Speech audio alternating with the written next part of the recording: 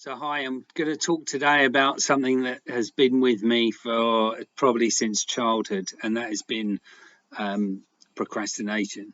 And I have given into procrastination throughout my life, and therefore that's created a lot of resentment towards myself and low self-esteem, because effectively everyone has dreams, everyone has aspirations, everyone has ambitions, and when you procrastinate on those issues, you don't fulfill your potential, and therefore you sit in a comfort zone. And my whole life has been about comfort zones, not stretching myself, not challenging myself, not really knowing how to get out of it either. I wasn't really aware of how I was procrastinating or why I was procrastinating.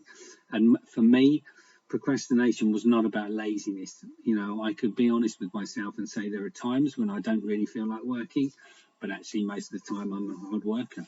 Most of the time I do work hard, but I can come up against roadblocks such as fear of success, fear of failure, fear of confrontation, fear of responsibility, fear of screwing up, fear of what others think about me, fear of stress, fear of everything. So my life was a multitude of fears about everything, and because fear is an uncomfortable feeling to have, it's unsettling, it's exhausting if you're in it too long. I wanted to avoid that, so I would start things and never finish them, complete them. Great starter, poor finisher.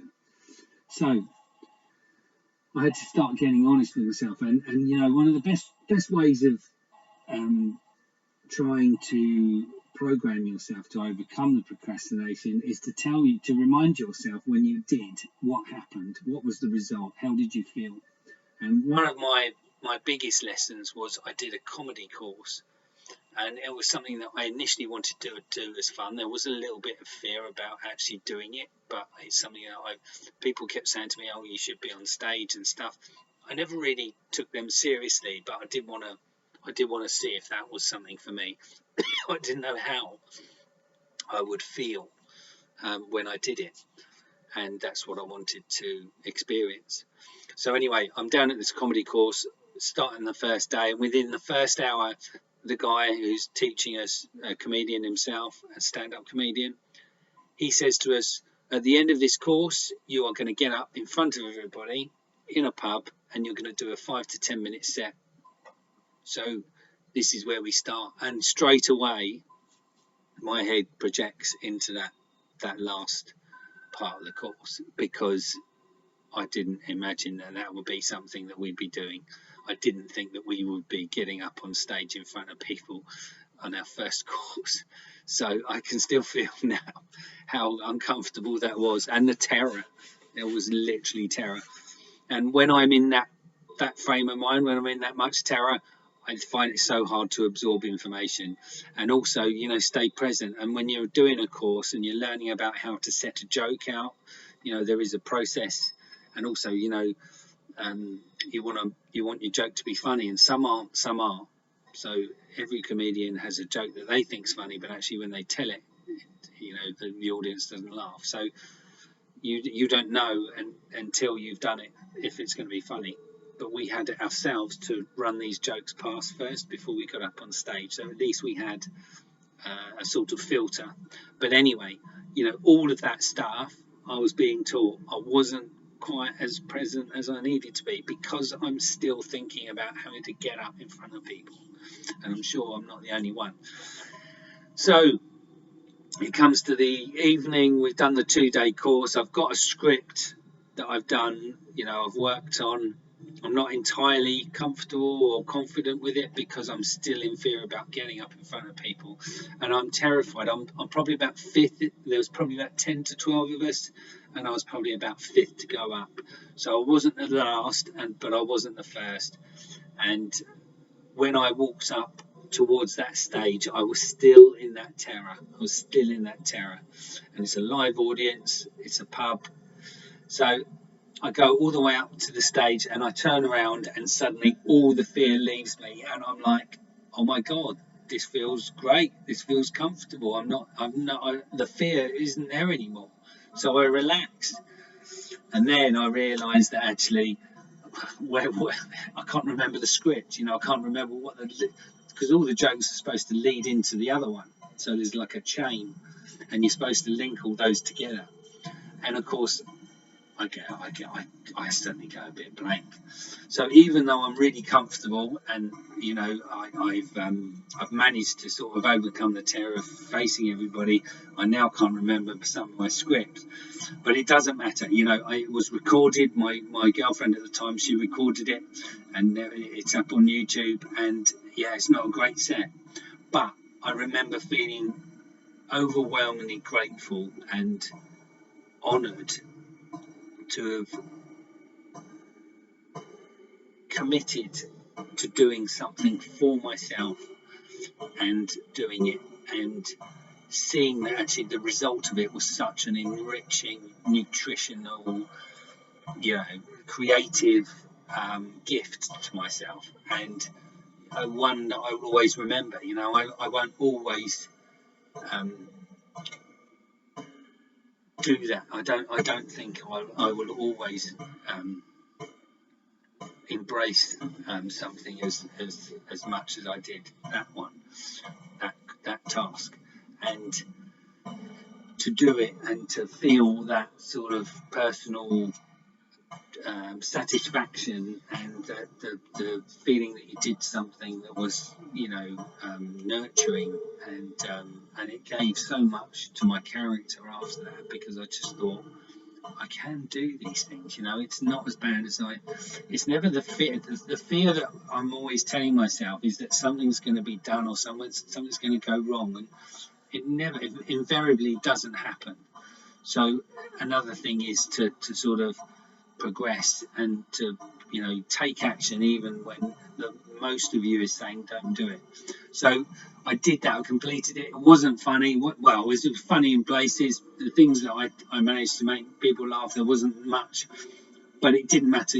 At the end of the day, the audience knew that I was there for a cause. They knew it was the first time I was going to be up on stage, and there was loads of us who did it. Some of us were really confident doing it, and they had a great set. Some of us, like me, had a so-so set, and some people had a complete fear and freeze when they went up there. And bless them, some of them stayed in that freeze for a while. So it's it was a team effort, but individually I walked away from there thinking, this is it, and this is what I need to keep doing. And of course, sometimes I do, sometimes I don't.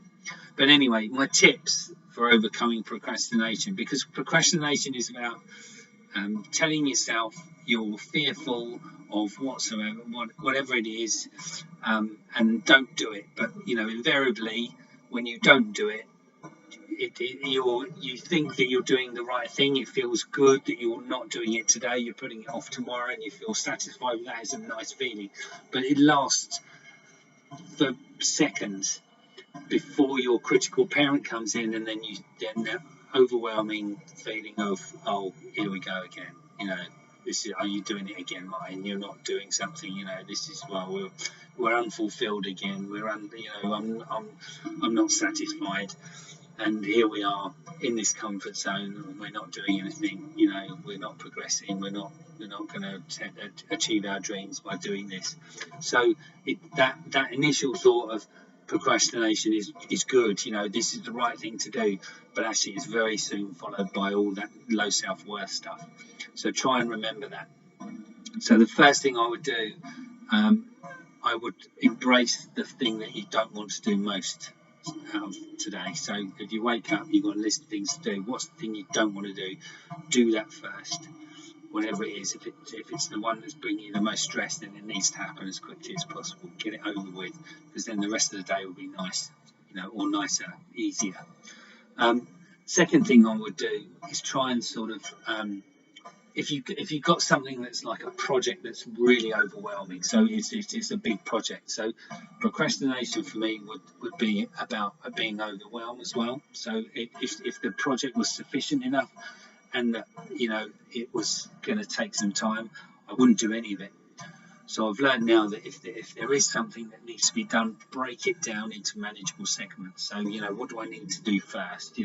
What's the first thing that needs to be done? Write that down. What's the next thing that needs to be done? And then just keep going on like that. And that way you can see that actually it is quite manageable, as long as you just take small steps rather than do the whole thing in one go, which you'll never do. You won't do anything. Well, that's my experience. I don't do any of it, and therefore it doesn't happen. The third thing I would do, and this is the most sort of important tool, is to try and sort of set out a time management plan for your next week. So Monday, Tuesday, Wednesday, Thursday, Friday is your normal work days. Then set them out 8 a.m. to 5 p.m. and set out in those. I do it on an Excel spreadsheet, put in those cells what you're going to be doing. So 7 a.m. for me would be a start, whereas I'm getting up, showering, breakfast, setting up for my lunch, prayer, meditation, and then 8 a.m. drive to work, blah, blah, blah. And then just go through your day like that. Now, if you've got something that needs to be added to your tasks that's stressful, try and put it in as quickly as you can. And sometimes you'll sit there and think, I can't, I haven't got any time. Well, is there any way you can make time? That's my third tip. I would go in there and see if there's any way you can make time. Could I get up 15 minutes earlier? Could I sort of do my showering or breakfast a little bit earlier? Could I go to bed a bit later? Could I swap something that I'm doing that's not so important for this stressful thing? And just try and sort of see the reality, because another thing that I'm great at doing is, I haven't got time, I haven't got money.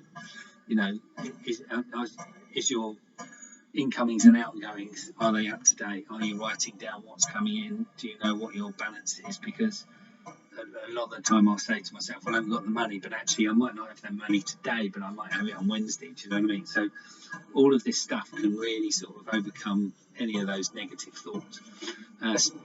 Tip 4, I would probably start saying that once you've done your time management plan, once you've seen whether you can maybe change a TV hour for a writing segment, once you've done that, just make a commitment to just keep doing everything like that each day, and just making sure that you are putting in the self-care. So there is time for you to just come in from work and just relax. Sometimes I'm doing a physical job, but I'm not mentally exhausted, but I am physically. So I need to sit down, but I can still do stuff that involves my brain. So just try and sort of be a bit more honest with yourself. I'm a Netflix addict like anyone else, and I can get into documentaries, and I can want to sit down in front of it. But I can allow myself that time. I just don't need to allow it all evening. So I can give myself, say, 8 till 9 Netflix time, but 7 till 8 I can maybe do something on a retreat or something. So just try and do that, and make a commitment to doing it every week. That'd be my 5th tip. Doing it every week, do your time management plan, and keep noticing what the tough things are that's going to come up. What is there an email that you've got to send? Have you got to change a policy which is going to involve a long conversation over the call centre? It doesn't have to be entirely stressful. It could be something that's just going to be an inconvenience, but again, it's causing you a bit of distress because you've got to do it.